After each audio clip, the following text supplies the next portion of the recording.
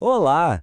Hoje o nosso papo é sobre uma decisão que, olha, está redesenhando completamente o futuro da cidadania italiana para descendentes. Em resposta a uma avalanche de pedidos, o governo italiano criou uma lei nova, super controversa. E agora a Corte Constitucional bateu o martelo. As implicações disso são gigantescas. Então vamos direto ao que interessa. E a grande notícia é essa aí. A nova lei, aquela que restringe a cidadania por descendência, foi confirmada. É isso mesmo. A Corte Constitucional simplesmente rejeitou todas as contestações legais contra ela. Para milhares de pessoas, isso quer dizer que as regras do jogo mudaram. E mudaram para valer.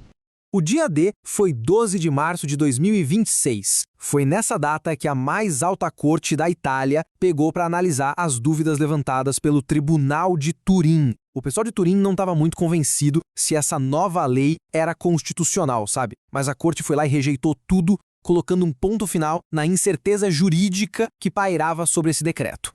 Certo, mas para a gente entender de verdade o peso dessa decisão, a gente precisa dar um passinho para trás. O que exatamente essa nova lei, o tal Decreto-Lei 36/2025, de fato estabelece? Vamos dar uma olhada nas mudanças cruciais que ela trouxe para a mesa. E olha, esse slide aqui mostra a virada de chave perfeitamente. Antes, a cidadania italiana por direito de sangue, o famoso iure sanguinis, passava de geração em geração, sem limite. Era uma tradição. Agora, a regra nova diz o seguinte: nasceu no exterior e já tem outra cidadania, então não é mais italiano de forma automática. É uma quebra bem radical com o passado.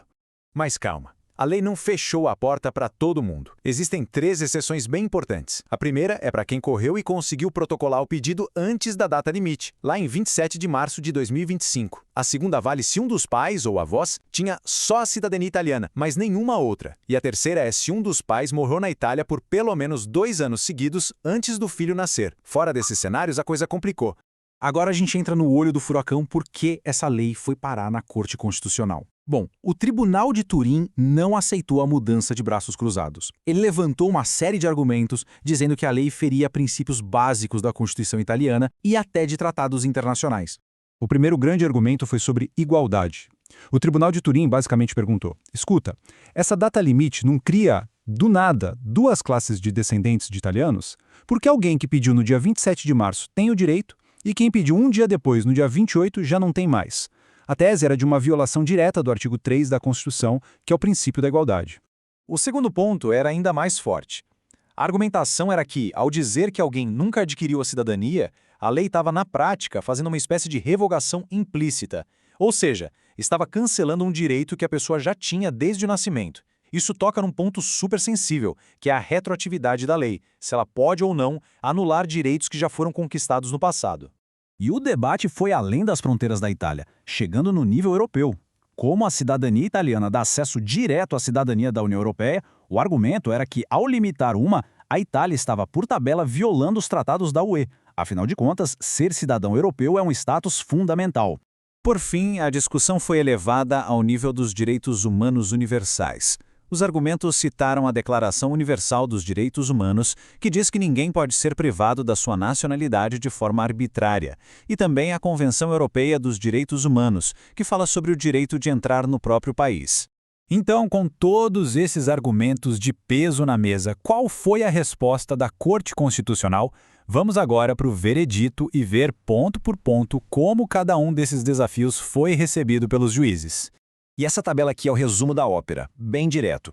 A Corte considerou os principais argumentos sobre a distinção injusta, a retroatividade e a cidadania da UE como não fundados. Já os argumentos que se baseavam em tratados de direitos humanos foram declarados inadmissíveis. Mas afinal, o que esses termos jurídicos querem dizer? E aqui está o pulo do gato. Não fundado significa que a Corte entrou no mérito, analisou o argumento a fundo e concluiu que ele não tinha base legal. Basicamente disse que a lei não é arbitrária e não viola direitos adquiridos nem tratados da UE. Agora, inadmissível é outra história. É uma barreira de processo. A Corte nem chegou a discutir se o direito foi violado ou não, porque a forma como o questionamento foi feito a impediu de analisar o mérito da questão. Então, depois de toda essa batalha jurídica, o ponto crucial é: e agora? Qual é o resultado prático disso tudo? Com a decisão da Corte, como fica a cidadania italiana para os descendentes daqui para frente? A conclusão é essa, preto no branco. A lei é válida e está valendo. A Corte Constitucional deu seu carimbo final. E embora o comunicado oficial já tenha sido claro, todo o mundo jurídico agora espera ansiosamente a publicação do texto completo da sentença, que vai trazer todos os detalhes e o raciocínio por trás de cada uma dessas decisões. Isso nos deixa com uma pergunta para pensar. Essa decisão da Itália de restringir tanto o iure sanguinis, será que é um sinal dos tempos? Será que estamos vendo uma tendência maior na Europa, onde esse direito de sangue, tão tradicional, está sendo repensado e reescrito para uma nova realidade? Com certeza é um debate que está só começando.